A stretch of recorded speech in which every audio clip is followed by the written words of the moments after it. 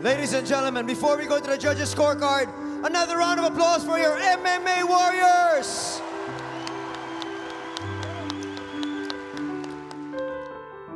Seize it for Lim. And judge number 3, seize it for your winner via split decision. From the red corner, Sherilyn Lim.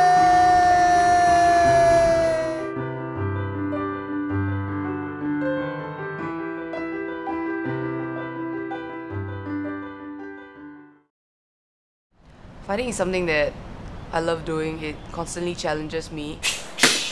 1, 2, 1, 2. 2. Be it physically, emotionally, or mentally. And it's something that I can see myself doing for a couple of years.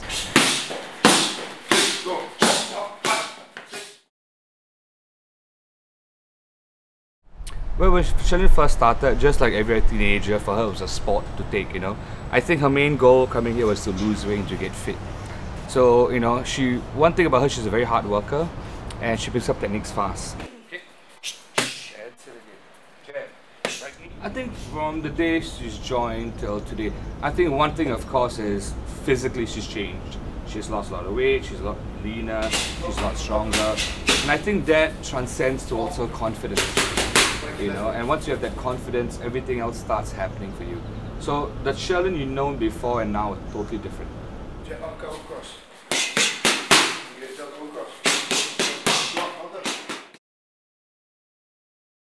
I was looking for something that would challenge me more physically because I've been playing table tennis for 7 years, and Muay Thai happened to pop up, and then I decided to give it a try. At the same time, I wanted to lose weight because I was always a fat kid. My right trap really hurts, man. There's like a ball there, but my lats feel awesome. Yeah. Oh, like that. Play like that now. My name is Brad Robinson. I'm 34 years old from the States. I've been in Asia a little over 10 years now.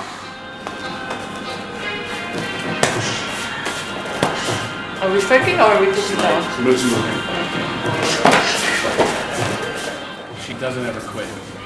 You can, when a fighter has heart, you know, just determination, you can overcome a lot of other holes in your game.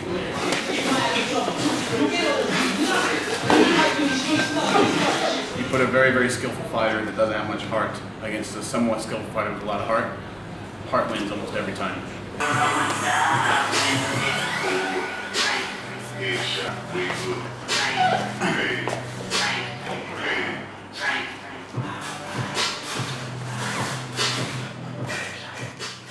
Whenever I train with him, there's always a sort of a fresh perspective, like something new would come up. And if it's something that I didn't realize or something that I'm not sure how it works, I would stop and he would break it down for me.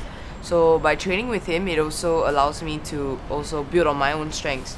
And so that when it comes to fighting somebody who is my weight, you know, certain maneuvers, certain sweeps, certain moves will be obviously, you know, easier to execute because the person is much lighter than Brad Robinson.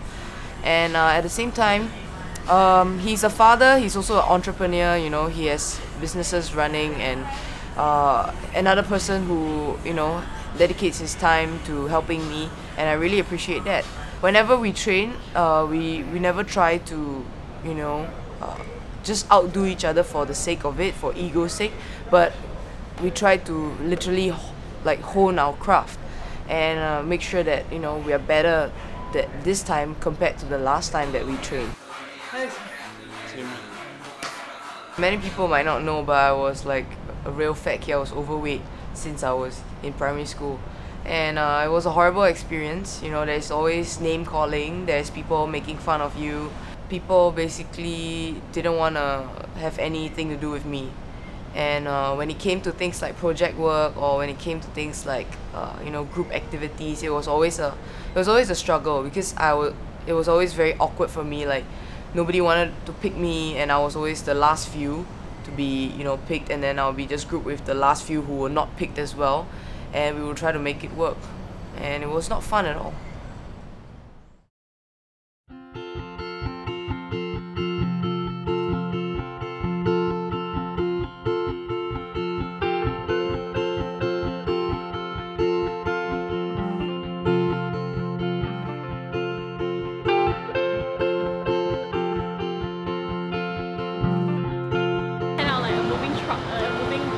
I would totally jump into the business totally.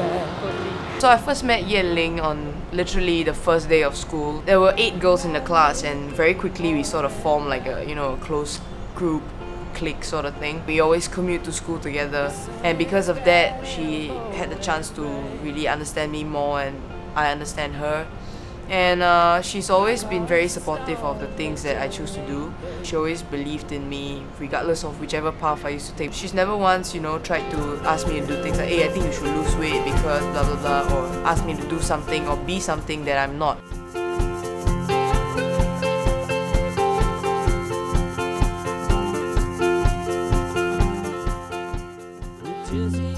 It's a very interesting way that I met her. We were actually school friends. So I fell asleep on her on a train back home, and the next day we became very good friends really, because that we are buddies and stuff, and I know I can rely on her. You tell me if you're wrong and you tell me if you're right. When we were in poly, I knew that she was into Muay Thai, but I knew that she didn't really took it that seriously in terms of a full-time career. It was only after we called back again, I knew she started working at the gym. Then when she told me she signed on a contract and she had her first fight, and I was like, wow, she's a better worker, she's a better fighter. She's someone who's really, really, really disciplined, and you will know as in, if you really know her, you see her schedule from day to night, it's insane. Truthfully, I would never be able to do half of what she does. You tell me if you're right, you tell me if you're wrong, you don't mind. She'll grow as a fighter, so this is not going to be the only opponent she will have. Next time she's going to fight someone else, so I hope that instead of only looking at the results, she'll grow as a fighter and as a person.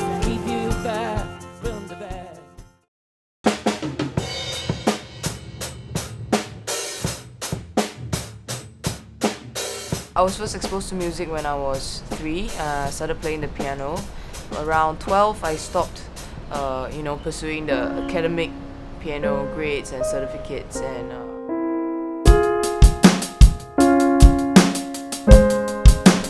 I was exposed to guitars around 13, and it started with classical guitar, and then slowly it became most of the guitars. And then yeah, it's always been there, it's always been part of my life. A lot of music is always accompanying me, be it traveling, training, doing work. Something that gives me a very strong sense of comfort. It makes me feel great, making music is always a source of happiness and comfort. It's like a happy pill for me.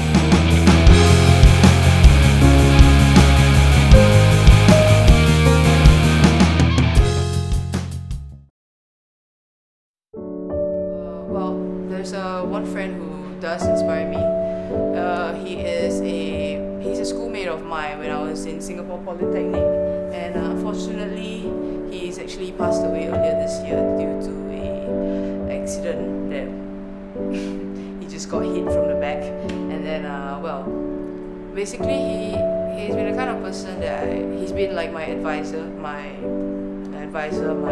brother from another mother, whatever you want to call it. And there are a lot of times where we have conversations and we talk about what we want to do, who we want to be, and what are we working towards to. And it's always very inspiring to talk to him, because out of a lot of people that I know, he's the one person who, one of the few who genuinely takes time out of his schedule to make sure that every portion of his life is sufficiently attended to, be it family, girlfriend, friends, and then from friends you got group A to Z. And he was actually, his dream was to become a pilot, and before he passed he was actually in pilot school, doing very well, clocking his hours in the sky, and unfortunately shit happens.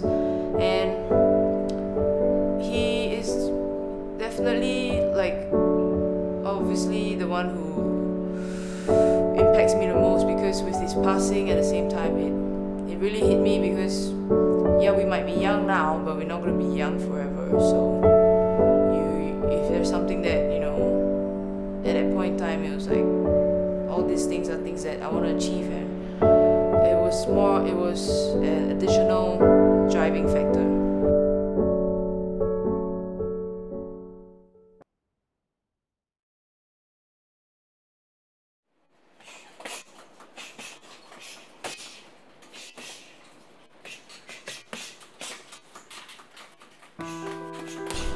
I think Sherilyn's personality, like one thing about her strength is she's very determined. I mean, if she wants to do something, you know it's going to be done.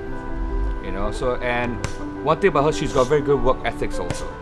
So she's one athlete where you don't have to remind her like, hey, have you done your run today? Because you know she's already done her runs. So one thing about her is that she self-motivates herself. She's hardworking and she's got a very good work ethics.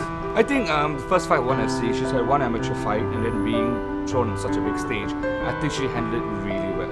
I mean, going into that fight, we didn't know anything about Ann Osman, so we were actually fighting blind in a way. We couldn't prepare a strategy. We had to prepare strategies as the rounds went, and it was very good because she managed to adopt those strategies for the win. I think that training is going to be different because now we know how Ann Osman fights, we know her strengths, we know her weakness, so we are approaching the training from a different viewpoint now. Well, I'm actually pretty excited about this upcoming match with Ann. It's our second match, and well, the first time it was a really close split decision win for me, and I think this time there is more motivation to make sure that the outcome of the match is very clear cut, you know, not to let it go to the judges, and definitely even more motivation to win this fight because I cannot speak for her, but for me it's yeah, there's definitely a lot more at stake. That I feel that there's a lot more at stake this time around. If I were to win her this time, you know, it's 2-0. For records, yeah, it's 2-0, and at the same time, you know, if it's a more clear-cut win, and then you can definitely tell that, you know, I'm technically better than Ann Osman, and I'm better than her, and I don't have to go through a third rematch or anything like that. Yeah.